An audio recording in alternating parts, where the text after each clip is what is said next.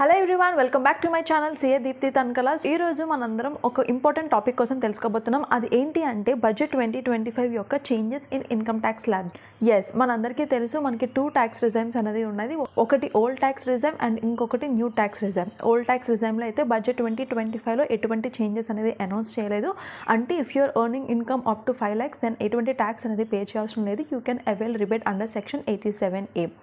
And also మీకు ఇక్కడ basic exemption limit వచ్చేటప్పటికి 2.5 lakhs అనేది ఉంటుంది. మనకి ఒక బెనిఫిట్ ప్రొవైడ్ చేయడం జరిగింది న్యూ ట్యాక్స్ రిజైమ్లో. అది ఏంటి అంటే ఆల్ ది సాలరీడ్ ఎంప్లాయీస్ ఎవరి ఇన్కమ్ అయితే అప్ టు 12,75,000 ఉంటుందో they are not liable to pay any tax. అదేంటి, ఇన్కమ్ 12 lakhs వరకు ఉంటే ట్యాక్స్ పే చేయాల్సిన లేదా?